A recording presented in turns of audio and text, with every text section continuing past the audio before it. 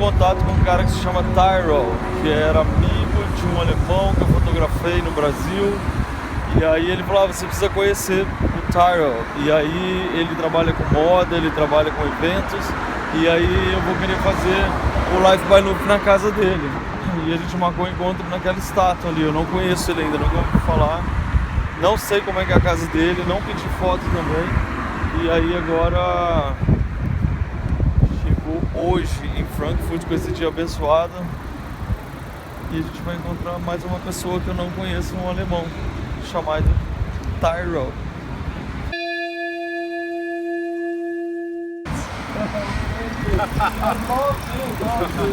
It's my lazy Sunday. All right, there you go. Alex. Hi Alex, how are you? I'm Alex, nice to meet you. Nice to meet you, my pleasure. You live by the cathedral? Well, actually I live even closer. This is the first row of the houses. And what you have to keep in mind, in the Second World War, Frankfurt was completely flattened by bombs. Oh my God. The only houses from here that remained, This one of the this one, and that one over there. That's the only house. Everything else is new, and everything else will be gone. Until to the church, everything is gone, wiped out.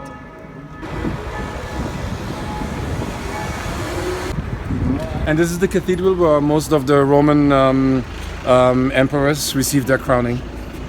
Hey guys, come in. Enjoy the collection. This is where I live. Well, So please look around. Wow, should I come here to see how nice is it? No, it's finished. Oh no. I choose to do these walls because the building is from the 60s. And most of the people do not realize it's the time when Germany just survived the Second World War. And the structures of these houses is so unique that when you take off all the wallpapers and all the color and all the paint, this is what you find. It's the pure soul of the house. These are the walls that the first person that ever lived in this room saw. And until today, when I decided to take all the wallpaper off, it's the first time that they resurfaced. So for 60 years you couldn't see these walls, and that's why I wanted them to come out, because for the concept I have for this room, it's very contemporary. The only reason that the room looks the way it looks is because of these figures, these sculptures. Oh, yes, why? I bought them in an auction, and I fell in love with them. I really had to fight for them in the auction, and I didn't know how I wanted to show them. And you know, having an apartment with wallpapers and colors and this and that, I realized when I saw them it was not the right idea. They needed something rougher and rawer, and this is how the first time the idea came into my mind to strip the walls of everything and put them directly, mount them directly on the wall. And this is why the room looks the way it looks, only because of these figures. It's a very nice theme because I grew up with the canary birds. The bird that you see is a canary bird. They're home on the Canaries, and you really have to take great care of them, otherwise they won't sing. So That's really nice. they're really nice. Trying to find what you like, and this is something I have been told by many people, is that you have to understand yourself first.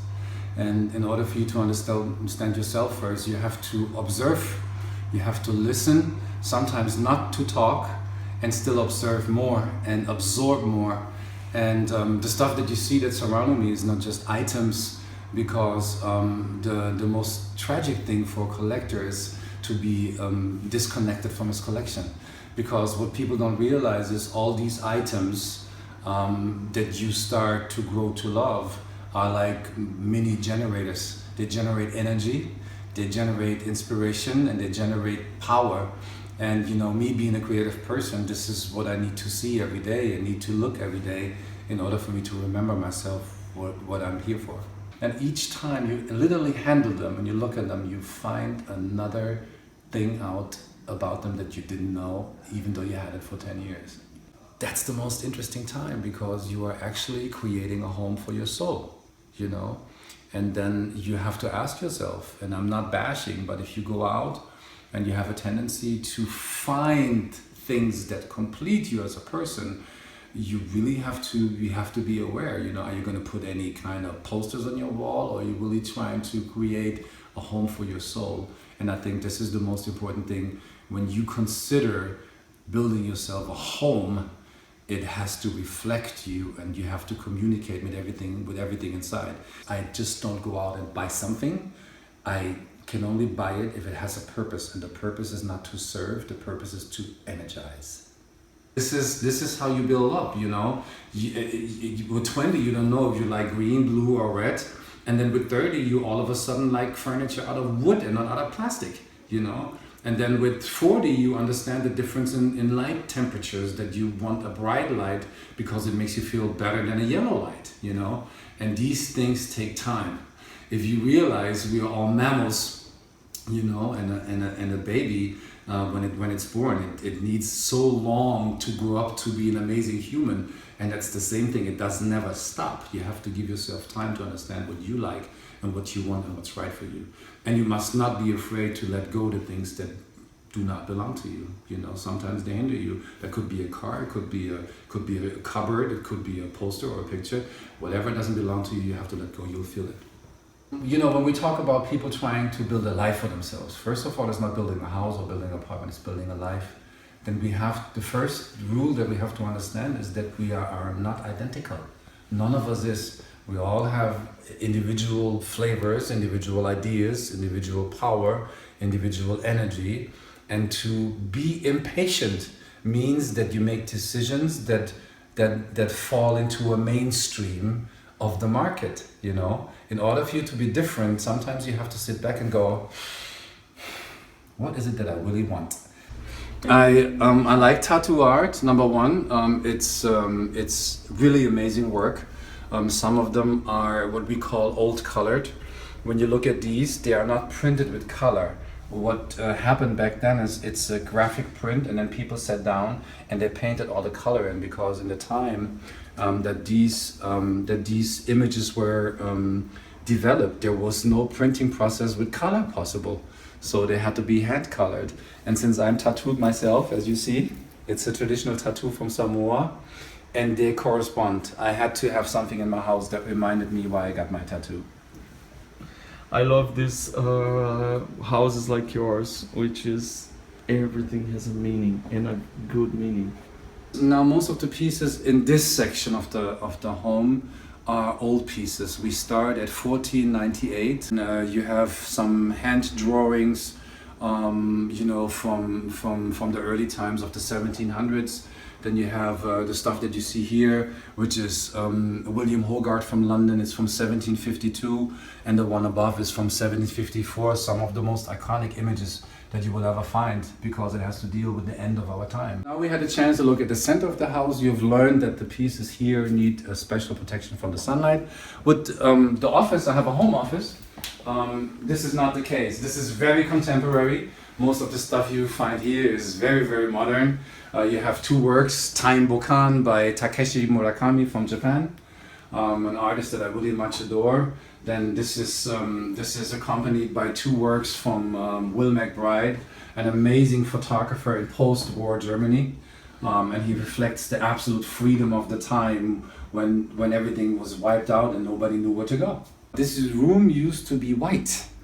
And what you realize on a summer's day is I have a beautiful ginkgo biloba outside who's 120 years old.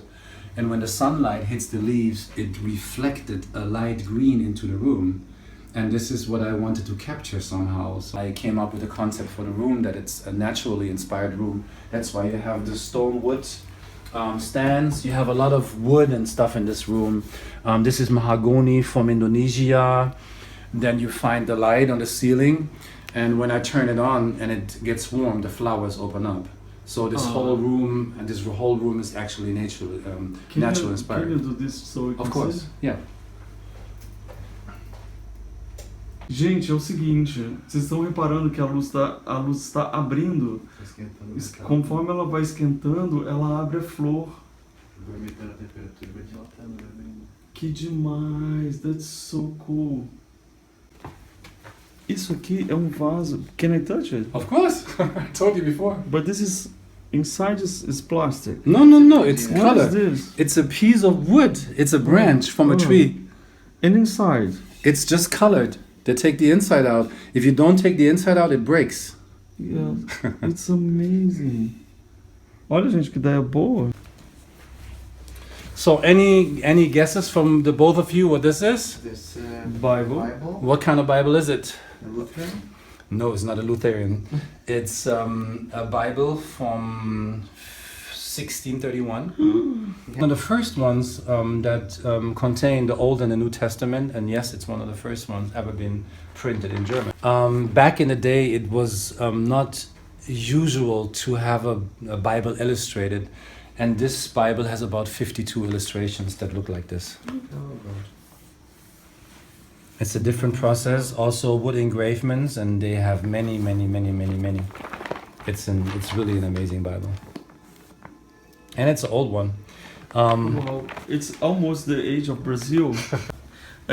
Depois de dar essa volta na casa dele, linda, eu só tenho a agradecer, né? Espero que vocês estejam gostando desse passeio, né? Thank you very much. You're so welcome. Yeah. É muito mais do que uma decoração, acho que uma aula de art. It's like a story of art you gave to us. It's a private class of history. No, never that. It's just living with things that are very nice. And I'm glad I get the chance to live with them. Yeah, we are so lucky. E a gente está feliz de dividir essa sorte com você. Então, thank you very much. Thank you, Jay. Of course. You're so welcome. Thank you. My pleasure to have you. Yeah. Dein Deutsch ist unglaublich. Yeah. Sabe o que ele tá falando pro Alexandre? Que o alemão do Alexandre é bom. Esse menino fala todas as línguas. Muito obrigado pela companhia. Espero que vocês tenham gostado dessa visita aqui em Frankfurt, na Alemanha. E se tiverem gostado, compartilha o vídeo, assina aqui o canal também. E sabe lá, né, qual vai ser a cidade e o país que eu vou te mostrar na semana que vem, tá bom? Então sigamos juntos. Vamos lá. How can I say thank you? Thank you. Dankeschön. Dankeschön. Dankeschön. Bitteschön. Tchau.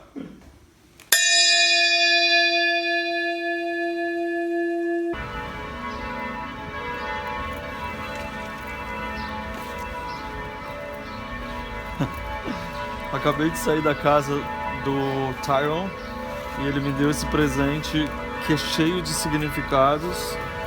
Na verdade é uma obra de arte mesmo, que fala sobre artistas daquela época, ou seja, 300 anos atrás, que já discutiam essa questão da originalidade, do que é realmente verdadeiro para você, o que é verdadeiro, no caso deles, da arte. E como o Tyrown falou, você está discutindo uma coisa muito parecida, que é o que você realmente está colocando da sua vida, que é seu. E eu estava lendo aqui, que ele fala assim, para a natureza e seu apelo pessoal, não aprenda dos outros o que sentir. Olha que interessante isso, uma obra tão antiga. Ela é muito antiga, vamos dizer que ela tem uns 200 e poucos anos. E ela reflete justamente esse pensamento de você não deixar que os outros digam o que você sente, não deixar você se expressar por coisas que seja padrão simplesmente.